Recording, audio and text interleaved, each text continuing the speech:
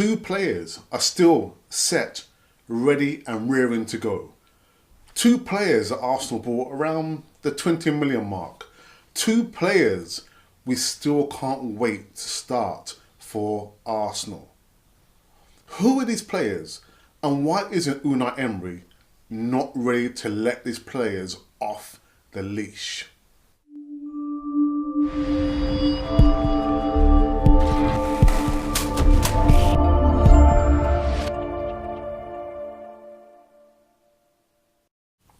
Hi, and welcome again to Cannon Fodder, the channel for Arsenal fans all over the world. Yeah, so two players that we've bought very, very recently in the last transfer window who are still on that leash and they're still ready and rearing to go. So the first player is Lucas Torreira. And it seems like after the Legends match versus Real Madrid, a couple of the ex-Arsenal players are coming out, and of course they've been asked for their opinion on the current crop of players. So the first player is Lucas Torreira, and club legend Gilberto Silva was asked about his thoughts about Lucas Torreira, and Gilberto said, well, the thing is, Lucas, he makes things very simple for himself. He plays a very simple way, similar to N'Golo Kante, even though I think there are some differences in the way these two players play.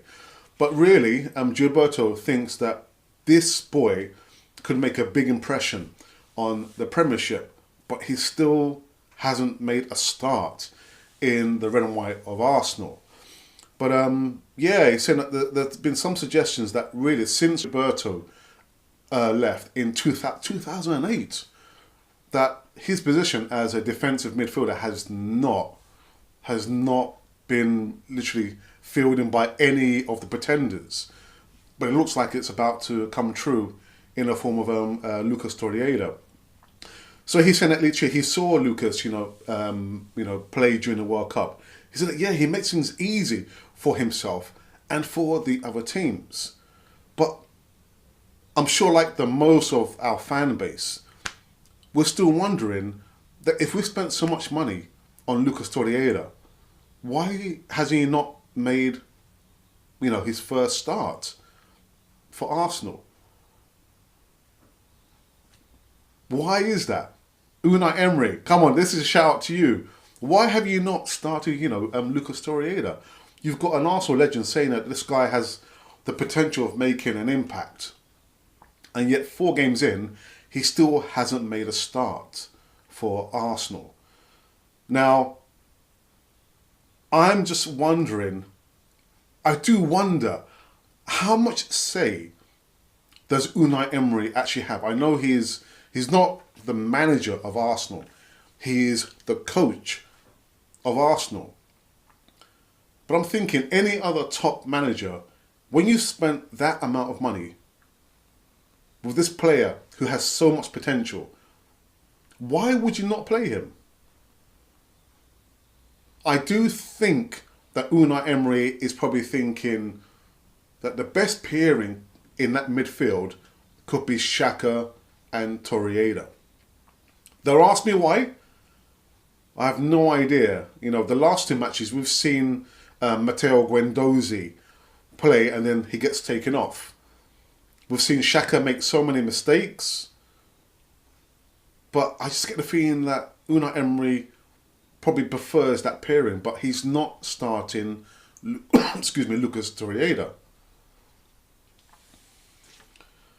But yeah, definitely, I have so much respect for Gilberto Silva. He's one player who I thought should have been the club captain for a long time. And for some reason, Arsene Wenger decided to give her to the other players, Cesc Fabregas. But that's going to be another story anyway.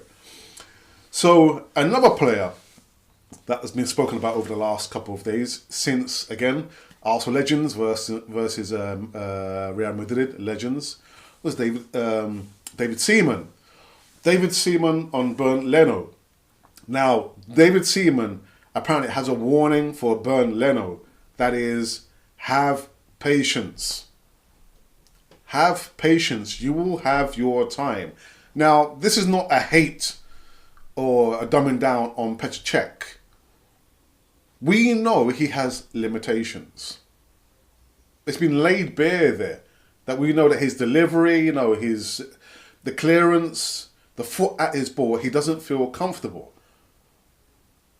We know what we need in a goalkeeper. We want, when the back four are under pressure, you want your goalkeeper to be commanding, confident, and instructive to the defence, whether it's the back three or the back four. And I've said this so many times that Petr Cech is not that goalkeeper. So David Seaman is saying that just because that we spent 22.5 million on Bernd Leno, it doesn't mean that he should come straight into the team.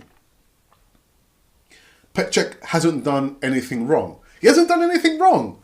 Come on, David, man. I've got 3 words for you. Woulda, coulda, shoulda. Cardiff would have won. They could have won. And they should have won. I mean, how many times, we've seen literally that Petr Cech is not comfortable. In those tight places when you want the defence to be calm, Petr Cech is not that goalkeeper. So we spent 22.5 million on a goalkeeper. Why can't he stay? Why can't he play? Why can't he play? If you're going to spend that amount of money on a player, why can't he go straight into the team, knowing fully well that Petr Cech has made so many mistakes, that he's got the jitters. And the jitters, it goes through the back four and maybe the midfield. So why can't we start Bernd Leno? And as for patience, I just have one thing in my mind, that if it had been Pep Guardiola, I know the comparisons is a little bit distant because Man City are bankrolled by a country. But if Pep Guardiola, actually I'll give the example like this. We saw what he did. When he arrived at Man City, who did he get rid of? Joe Hart. Why? Because he had his philosophy and he knew straight off that Joe Hart wouldn't fit in that paradigm, which was to play from the back. Then he brought, what's his name again? I forget his name now. The other goalkeeper, Bravo. And what did he do? He got rid of Bravo because, again, he was sure that Bravo wasn't the goalkeeper to fit into that philosophy. Who do they have now? Ederson, who's the modern day goalkeeper. A goalkeeper who is comfortable with having the ball at his feet. Good under pressure, will relieve the pressure and is commanding. So, if we didn't have Unai Emery, if Pep Guardiola was the manager, I will stake my life on it that Petr Cech would not, I repeat, he would not be the goalkeeper. So David Seaman, we've spent, again, this amount of money. Why can't we have Bernd Leno in goal instantly? Let's shake things up. Let's shake things up. So we know the next match is going to be against Newcastle. And we are currently in the international break. Is Unai Emery going to make that change? Like I've said on various Facebook pages there, that Unai Emery has enough footage to make the case for and against certain players to be in the team. But for me personally, again, I'm not hating on Petr Cech, it's just the fact. It's a sign, it's going to drop. That, yeah, Petr Cech is not the goalkeeper for modern football and for the future of Arsenal. But, I want to see how this one's going to be played out. Really, it'll be very, very interesting. We're paying all that money for those 2 players and we're not currently playing. Well, one of them makes appearances, whether it's 20 minutes in or the second half of the match, and the other one hasn't even seen a look in yet. So he's probably thinking, all right, I'll come to Arsenal. Yeah, when's my time? You bought me for all this money. I'm waiting. No, come on. Anyway, so it's very, very interesting. Two players who are still get set and ready and rearing to go. Anyhow, this has been Cannon Fodder, the channel for Arsenal fans all over the world. Breaking news.